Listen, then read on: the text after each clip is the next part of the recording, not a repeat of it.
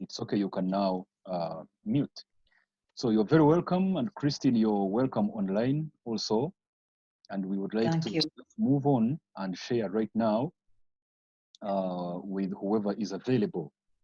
So this session was triggered by what was going on, what was posted on our page on the Inspired Leaders Forum concerning one leader in the country who was dressed in a certain way, and a number of people felt that maybe by virtue of her position and by virtue of what she was doing, she could have done it quite differently. And because a few months ago you shared with us in some other forum about dressing for success, it was good that I triggered you to think about sharing with us, and here you are. So you're very welcome, and I would like us to roll on and hear from you the thoughts that you have about sharing dressing for success, Christine, in the next couple of minutes. So you can start right now.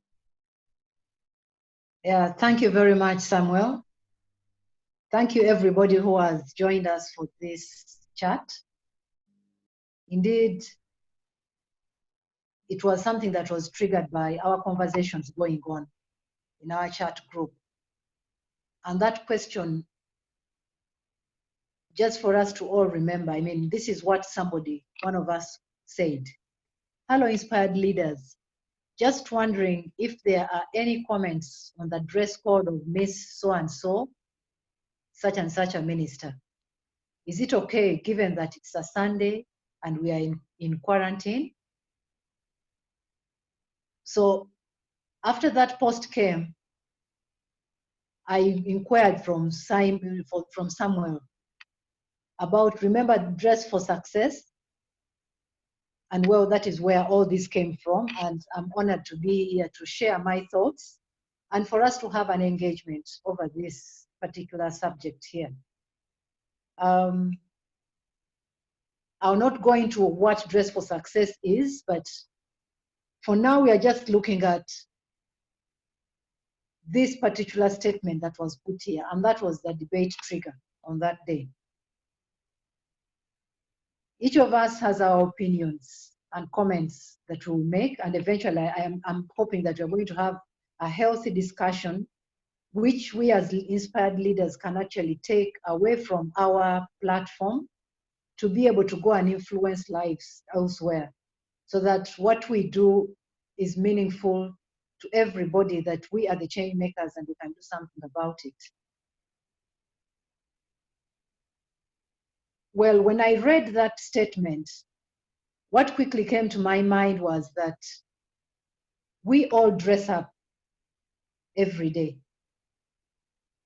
But when we are doing that, there are certain principles that guide the dress code that we select. For instance, if I'm going to church, I cannot go to church dressed in sports gear. Even on days when I've had to wake up and go and maybe participate in maybe one of the charity runs like the cancer run, I program myself in such a way that the sweaty clothes that I've worn during that run, much as I want to go and worship God, I don't carry them straight into the church.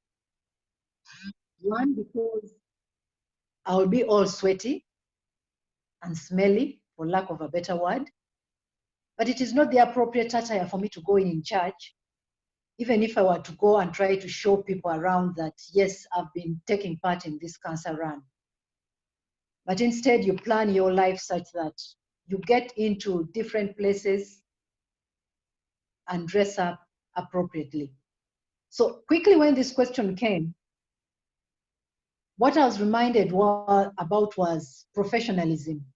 Until I retired from formal employment, I was a professional who people looked at in a particular way. And therefore, the way we dress reflects the kind of profession that we are in. Like the lawyers do not simply wear any kind of colors, because when they wear those colors, then they will not be taken serious for the profession that they are in. So they, as a professional body, they have guidelines on the kind of dress codes or colors that they actually have to put on. When we dress, one of the things that we need to do is to ensure that we are dressing in an appropriate manner. Even if I'm a professional lawyer, if I'm invited, for instance, to a traditional function, the expectation of the organizers and the people invited to that function is that you relate to the culture, because that function is a cultural event. So you need to change from your professional suits and try to match and blend with the culture that you're going into. I mean, for the men, I find it much easier for you as opposed to the women. And men's wardrobes sometimes rotate around the shirt and the tie, that they blend with their suits. But even when you're doing that, you don't want to come out and step out in an outrageous manner to attract negative attention. I mean, when all eyes are looking at you, not out of envy, but when they are surprised. So you do not want to attract uncalled attention to yourself by not being appropriate in your dress code. But also when you are dressing, we need to think about the functionality of what we are dressing in. And again, this comes to one of us. I mean, the trigger to this whole conversation was triggered by a lady like me. But sometimes the functionality of how we dress puts ladies on the wrong side. You'll find somebody is walking to work and they are putting on the sharpest and highest stilettos. And they do know that they need to move around. So it becomes very absurd. I mean, even when I've seen this a lot in the banks, you find somebody literally tiptoeing and they don't even settle down. I don't know why they do that. You find them tiptoeing throughout the banking hall. I don't know whether they are showing out the latest shoe, the style. But you definitely see that they are feeling uncomfortable in the shoes that they are wearing.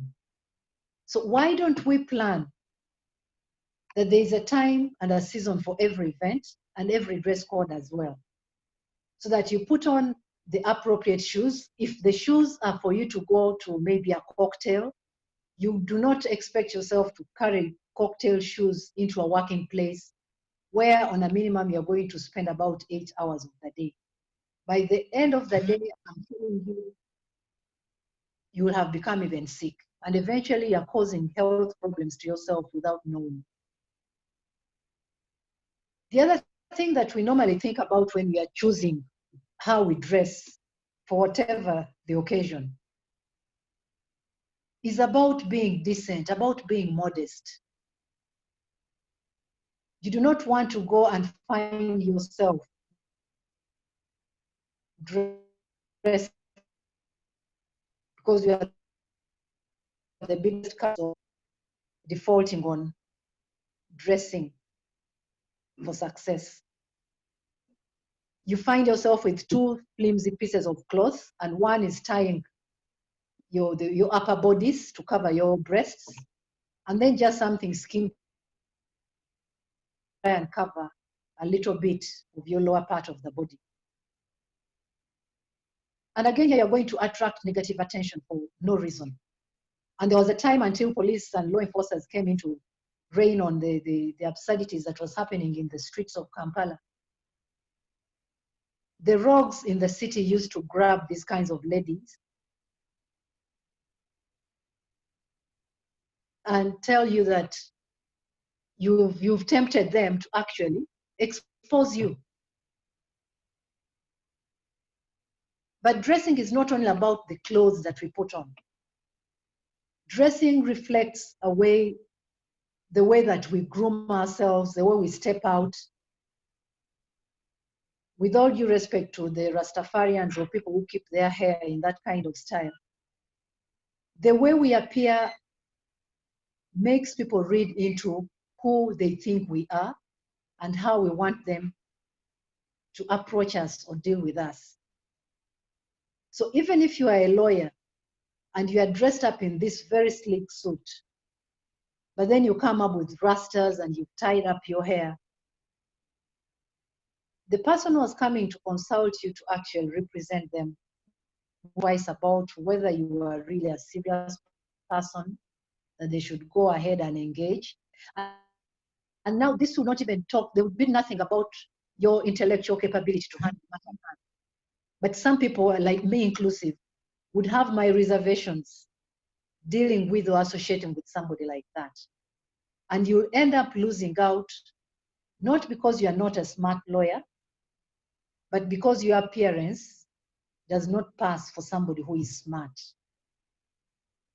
And the last aspect that I think about when I talk about dressing for success is how do we dress our speech? What kind of words come out of your mouth in good and bad times, under pressure, or even when the people that know you are not around to listen to the kind of words that you are releasing? It is my view that a leader worth the name should be able to dress their speech irrespective of where they are, irrespective of the situation, and irrespective of the circumstances they find themselves in. So, in a nutshell, we see that it is very important how we brand ourselves by the way we dress, both physically, by the way we dress, both in terms of hygiene, and the way we dress by the way we present ourselves. That is in communication of the spoken word. This then brings me to the next question of, each time before you step out of your house, do you stop, or do we normally stop to think about where we are going, what is likely to change in the course of the day? Or we just get out and whatever happens, we don't really mind? This brings me to a live example of the time when I was working at Chambogo University. I'm one person who, by a certain age, had problems putting on clothes, suits and all that kind of stuff. But then I learned a lesson one time that through delegation, I could be called upon at any time, either by the academic register, who was my immediate supervisor, or the vice chancellor. And I'm delegated to go and represent them at a meeting, maybe a Senate meeting or Ministry of Education. And they just call on you. They tell you, yes, the meeting is starting at this time. We've given you transport. Please go and represent. And they will have called the other side to say so and so has been delegated.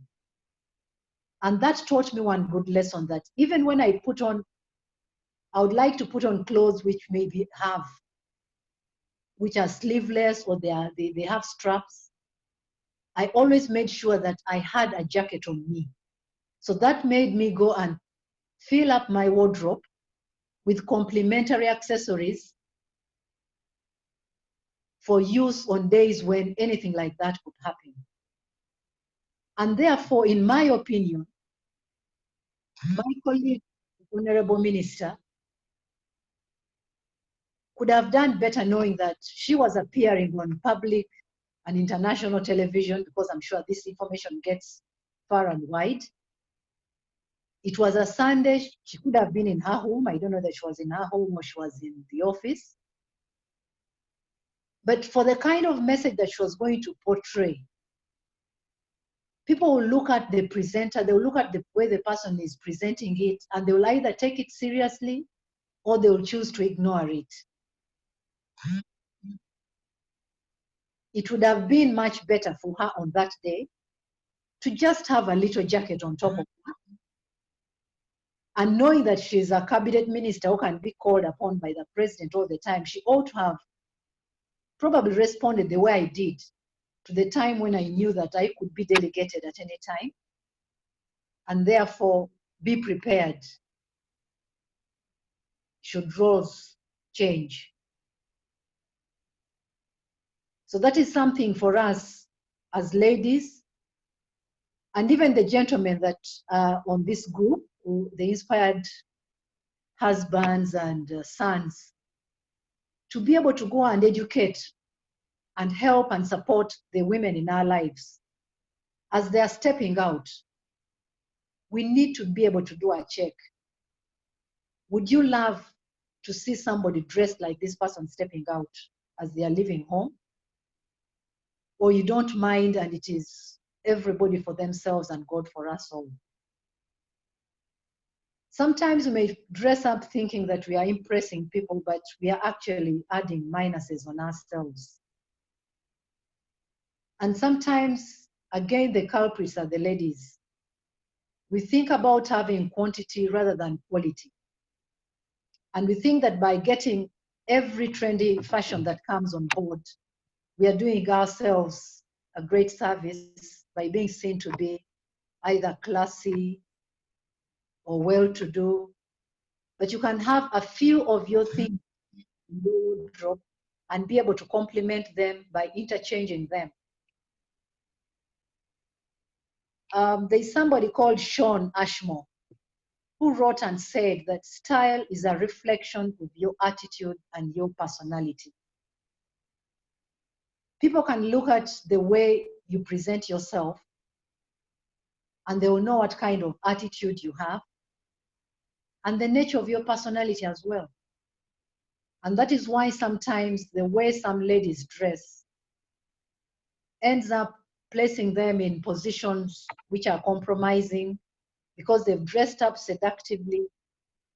They end up getting uncalled for remarks from fellow workers of the opposite sex. It is therefore my conviction that since the first impression is usually the best, and sometimes you may never have a chance to repair a bad first impression, it is incumbent of everybody to strive to be their best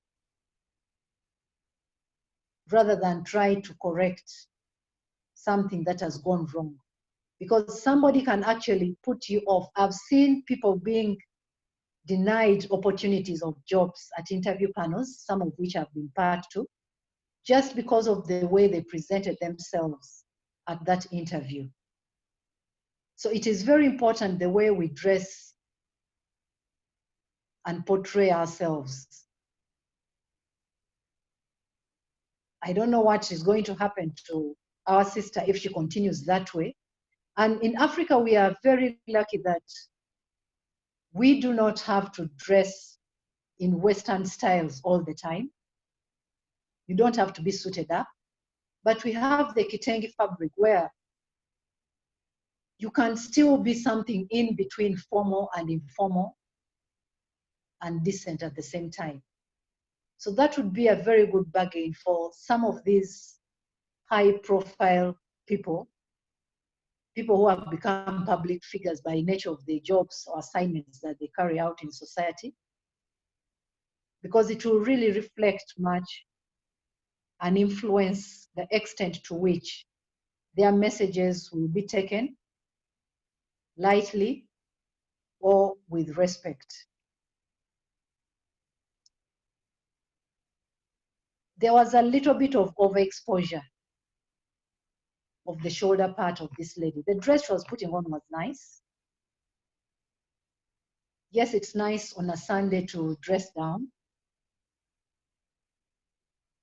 But I do not believe that it was an abrupt thing for her to know that she was going to be addressing the public at that level.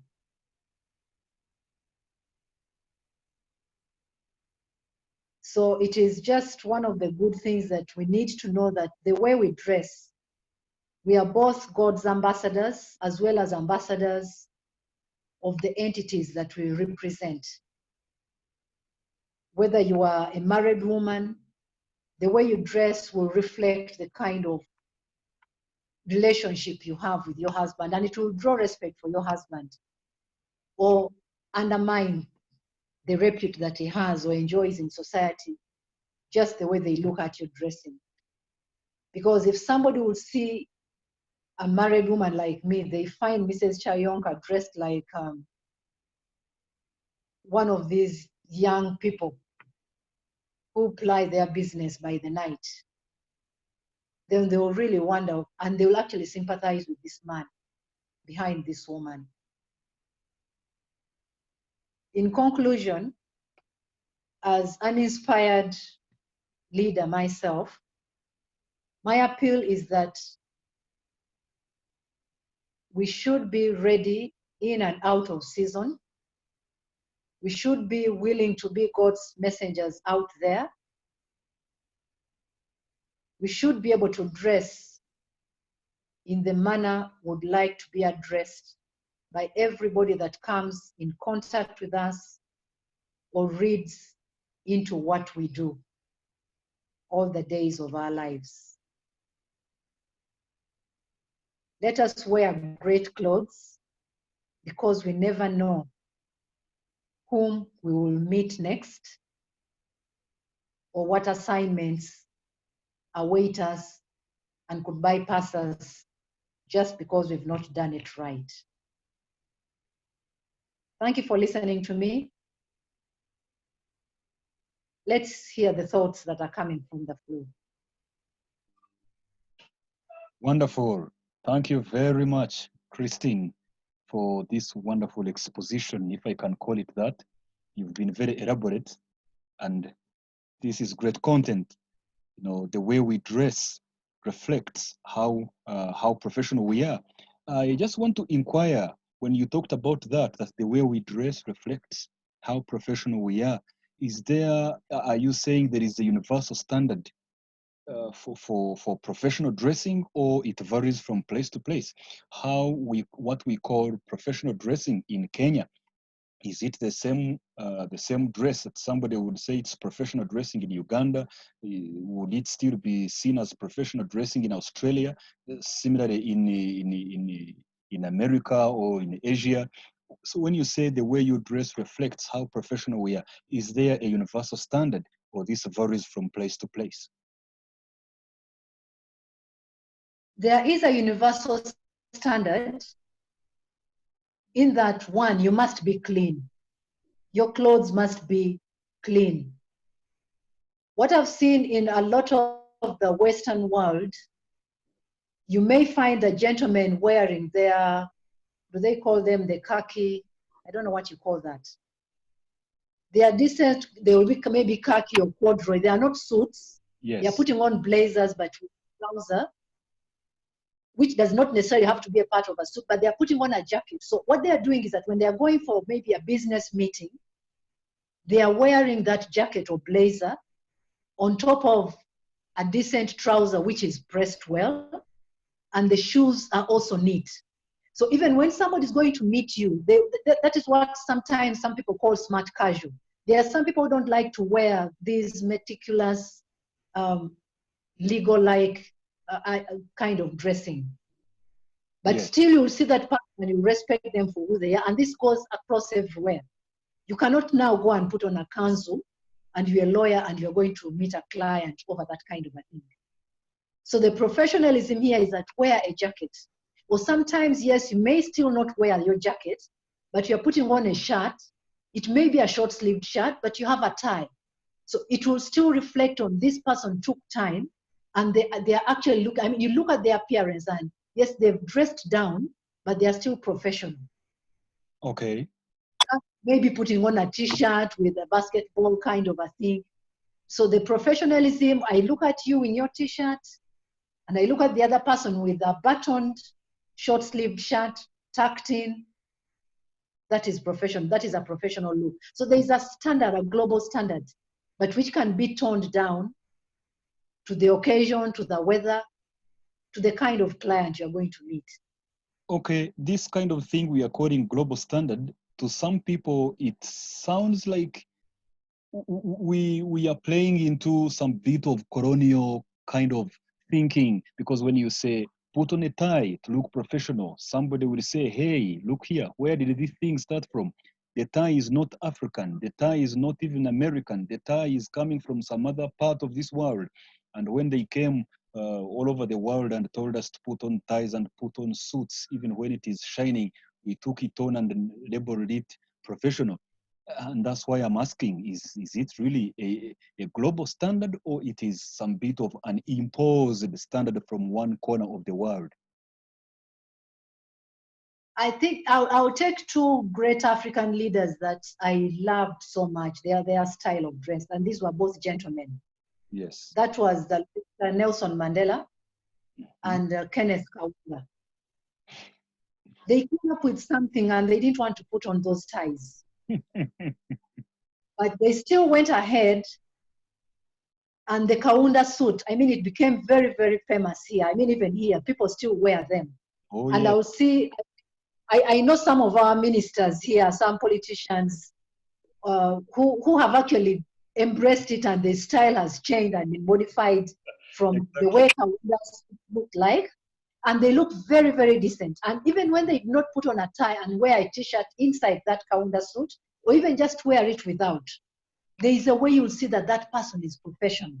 Yes. And we can even turn our African fabrics and make. Samuel, I've seen you many times, and I really love this. You've put on those, you have those outfits of yours that you make, and they are matching with the watermelon's outfit, but it is professional. Yes. It is not just about going out and I mean, you see that somebody put thought into it. Okay, so in other words, professional is not equal to British, is not equal to American. Professional is, okay, is as you, I don't know, what is the standard? I'm still trying to grapple with it in my mind, you know. I look at the standard in terms of depending maybe on somebody what you are doing. What you are doing, the occasion, the function, the comfort. I mean, is it functionable for you? Yes. I mean, it is pointless for you to go and put on a suit and tie, and then you are going to sweat and you are profusely sweating and you are rubbing your face all over the place. Yes. So I would rather, if I knew that what I'm going to do this kind of a function, this is what it's going to be, I'll look out for something which will be appropriate for the weather and the situation where I'm going to be. So that I feel comfortable. Okay. And yet still professional. Okay, that makes sense. Coach Lawrence, did you want to say something? Yeah, about the professionalism bit of it. Like Christine has shared, I think at the end of the day, the dressing is done in such a way that we are not necessarily peddling ourselves, but we're actually honoring the people that probably we're going to serve. So we're not dressing for ourselves, we're dressing for the people. In other words, when you're asking about professionalism, I think the first question that needs to come to mind is, what function is it that I am going to grace? And what is the common, quote unquote, dress code that espouses that kind of a function? Yes. Generally, culturally, what do people wear in that particular kind of a function? When I came to Uganda, there was the issue of if I'm going to a Kwanjula, I was taught that I need to go with a particular kind of a dress code, and that's exactly what I did. So although I had never dressed up that way, and to me it looked very cumbersome, I mean, a bit awkward for me, but I wasn't dressing for me. I was dressing to honor the people that have invited me. So I think one of the things we need to talk about the dressing is we are honoring, we are serving, we are not imposing our own standards and rules, and we're not necessarily feeling like I can do anything that I want. It's a moderate world, it's a liberal world, it's a democracy. As a leader, you need to be cognizant of that fact, that you're honoring the people that you're serving, not dressing for yourself, not, you might have your own standards, you might have your own values and so on, but do they match with the culture of the day? Do they match with the occasion of the day? So I think you place the occasion of the day, as long as you've accepted to grace the occasion, then you have to be circumspect and you have to align yourself to the dress code of the occasion. That's my thought. Okay, thank you very much, Coach Lawrence. Now, what is remaining in my mind, which I think could be in the mind of a number of people, is at the end of the day, what we are calling honoring people. Could there be actually a thin line between what we are calling honoring people and being a slave to them? They say for you women, you have to put on acceptable dress like a suit, a skirt or slacks, or conservatively tailored dress. Then your skirts and dresses should be knee length or longer. Avoid the blouses or sweaters that are transparent. All that kind of stuff. They come to the men and say, wear a matching suit. They say it should be navy, black or gray, this and that. Where is the thin line between, what's the difference between trying to honor people and actually becoming a slave to them? Where is the room for exercising my freedom to be me, to be myself in my dressing and trying to be professional?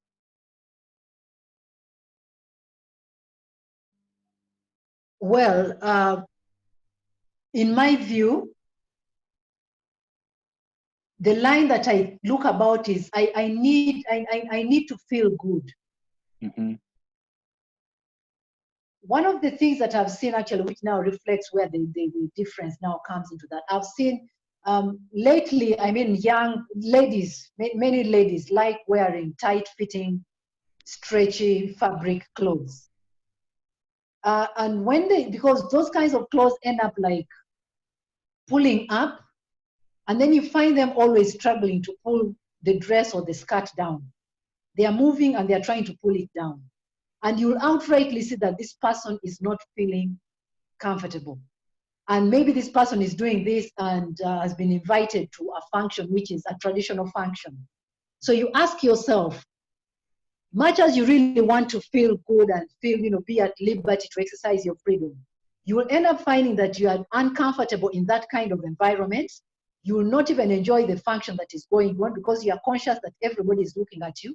And the more you do it, the more people actually start looking at you and you feel you are being judged. Whereas you could have actually chosen and said, well, nobody says that at every traditional function, you must dress up exactly like they do. I mean, sometimes I may be asked to go, I've been invited to a Kinyankole kind of function.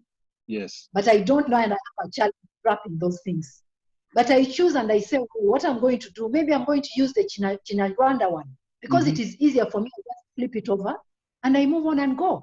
Alternatively, I just put on a robe which I just throw over my head and it still goes, the kaftans and things like that.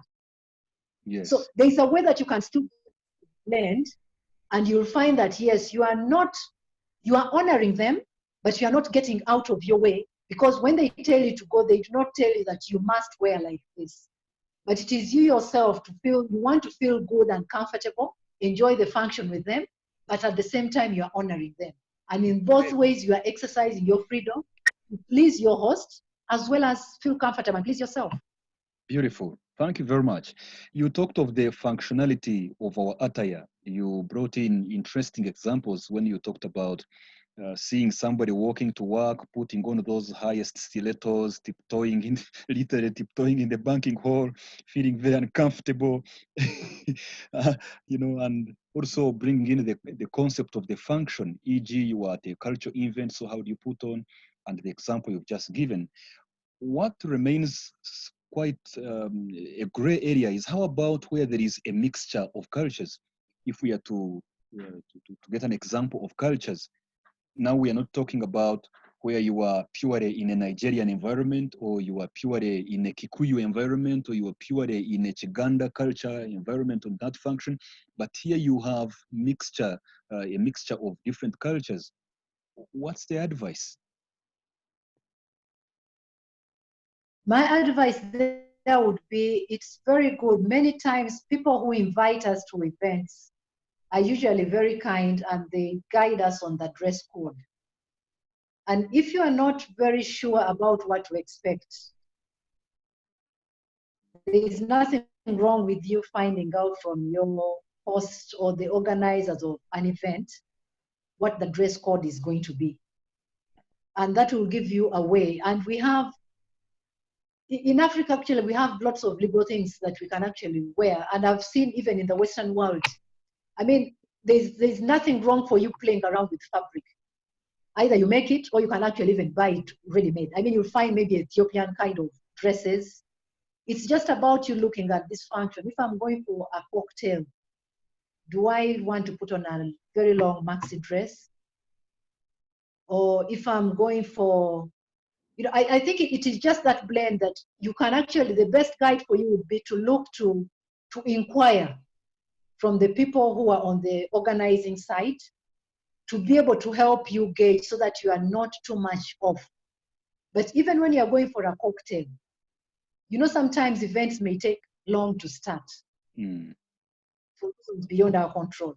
And if you have gone in these kind of shoes, and then you find that your host's residence probably, or the place they are going to make you park, or you have to move such a distance to get to the venue, and you're going to stand on those feet for all that time, then still you are doing yourself a disservice.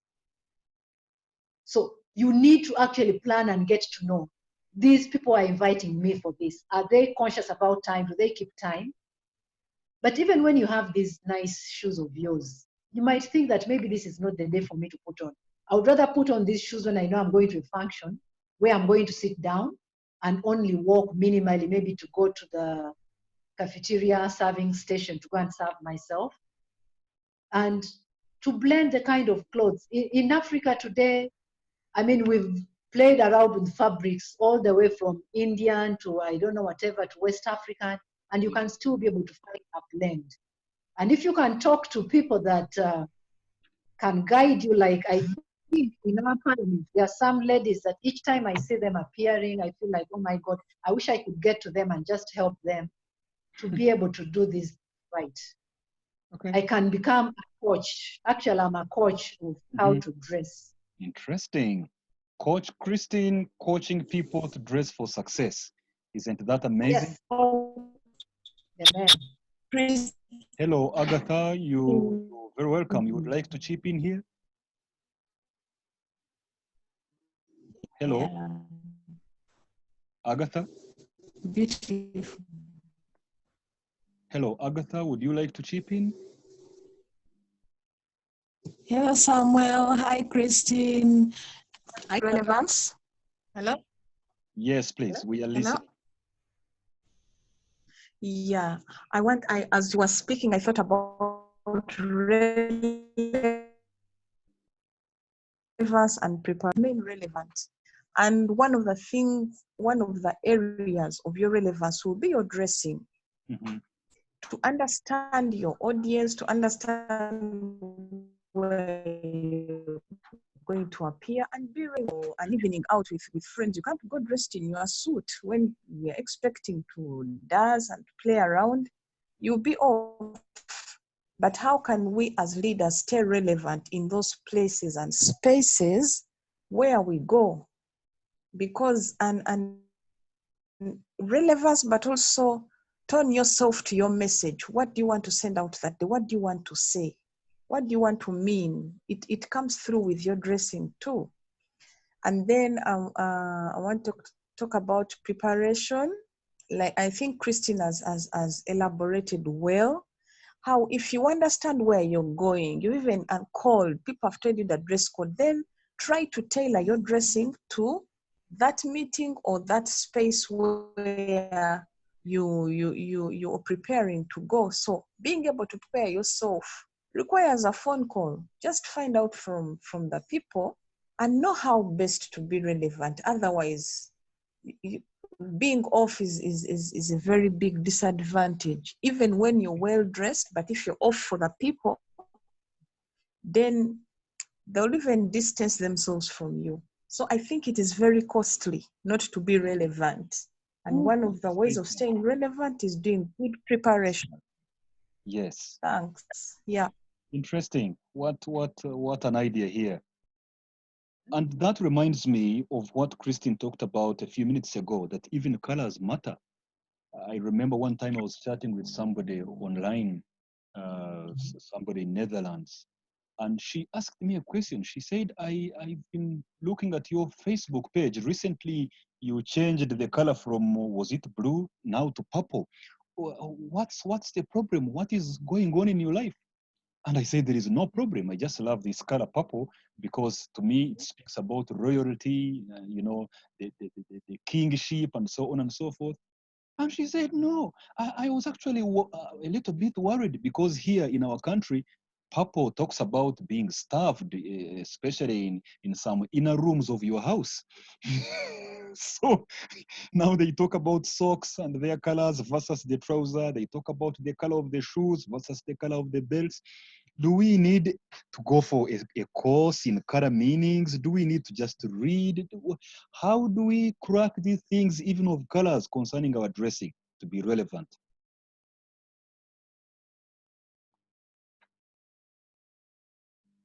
Okay, personally, I don't attach a lot of meanings to those colors.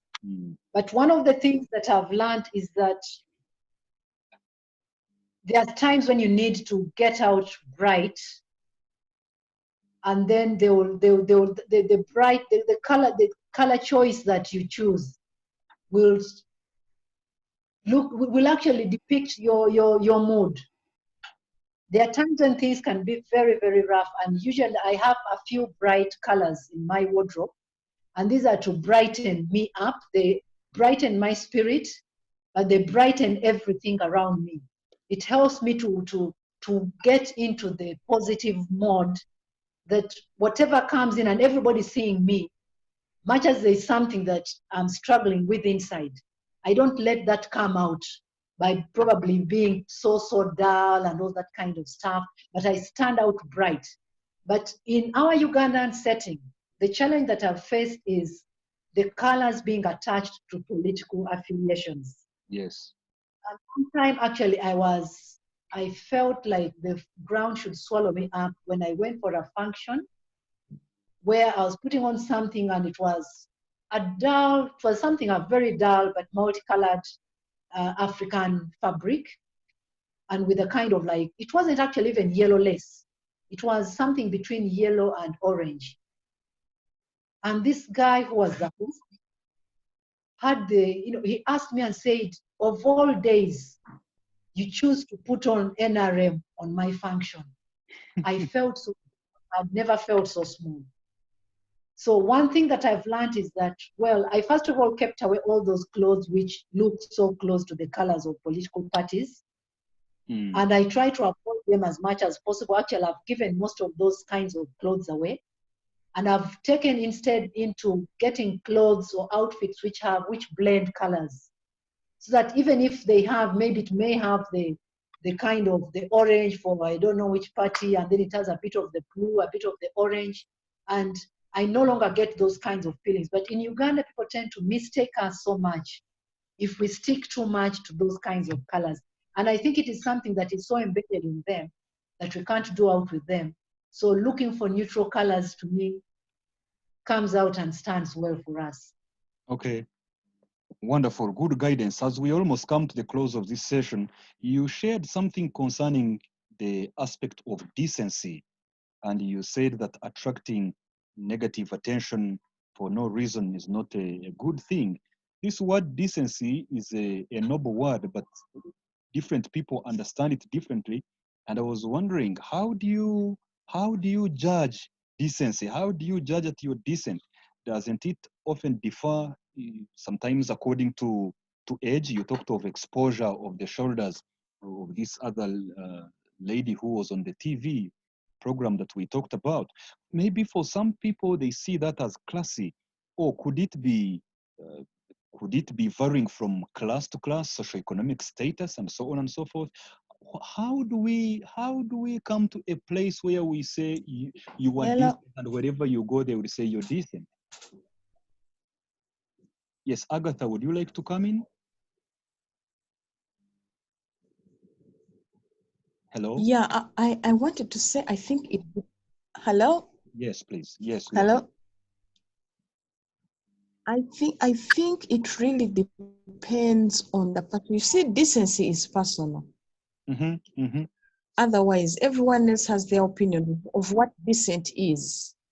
And I am sure there will never be a standard of decency for everyone to say this is decent.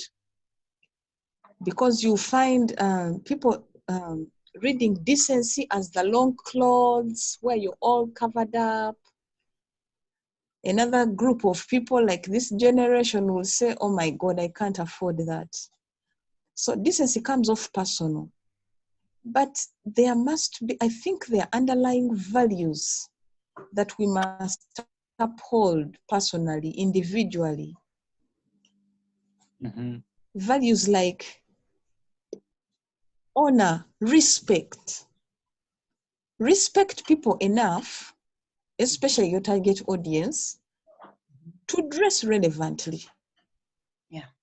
To So in appear other words, relevant to sorry to them. cut you short. So in other words, if I am going Otherwise, to meet a team of, they say that we now call them commercial sex workers. If I'm going to meet those ones and I want to be relevant to them, should I dress just the way they are dressed? Is that what you mean since you say decency is personal?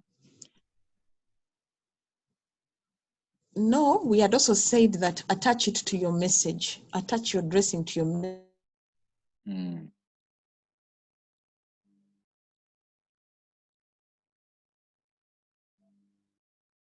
Hello? Have we lost Agatha? So what then when you're all dressed up in a suit like a minister, keep that a message will be received. Okay. Okay. Yeah. So, Christine, could we have your parting shots on this as we close? Okay. Look at decency, yes. Much as decency, like they talk that beauty lies in the eyes of the beholder. For instance, I would not expect a young girl, much as she's a millennial, who is married or preparing to get married to my son, to come to me wearing these kind of dresses which they wear to their nightclubs. Yes. She can reserve that when she's with my son. But when she's coming to me, I would expect her to be decent, meaning that she will put on a dress which at least goes just above, below her knees. Okay. That is decent. So that, and you can take Then, that decent. then If you bend, do you feel that your undergarments are visible? If they are, then that is not decent enough. Okay. Or if you Agatha would have like this to body say God something. has really endowed you, and you are so fleshy, do you want to expose all that flesh right from above the knee joint? That will not be decent. Okay, You thank feel you. comfortable. Yeah. Okay. Agatha, I would like to say something as we close. Okay, so I think my take home today is that one of the areas of our relevancy is dressing. After all, you're first seen coming before they hear you talk. So what they see is important. And also that we should dress the way we would like to be addressed. What I am taking out of all this is that dressing is part of it's part of social intelligence, to know that at the end of the day you're not only dressing for yourself but also you're dressing for I don't know whether to say for others, but in the words of Coach Lawrence, you are dressing to also honor the other people around you. Yes. For me, it looks like this is part and parcel of personal branding, that how you dress yourself will determine the kind of branding that people will start to associate you with. Maybe for me, my parting shot would be look at three things. One, smartness. Two, decency. And three, appropriateness. That's how I could summarize all that we have shared. Smartness in a sense that you're putting on something that is clean, that is well ironed, pressed, looking nice. Decent in a sense that you're putting on something that doesn't leave you despised and not honorable and taking away your dignity, but something that leaves you an honorable person with dignity and a sense of self-worth. And then appropriateness concerning what you called the function or the occasion, the event. That if I am going to the church for church service, while God may not chase me away and shoot me with a gun for putting on a pair of shorts and maybe a vest and walking on foot, maybe I may want to honor him more by putting on a little bit better. So the issue of function, and if I am going to a garage where I am a mechanic for cars, I know that I'm going to be interfacing with oil and other kind of liquids. Maybe I may not need to put on a suit at this time, but put on an overall that is appropriate for the garage.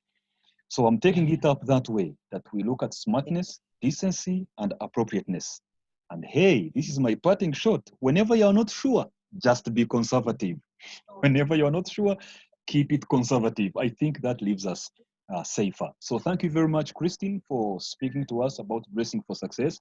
And I want to believe that we are going to be better and dignified leaders as we move out there to meet the world and influence the world. So thank you very much. This marks the end. Thank you. Thank you. Be blessed. Thank you.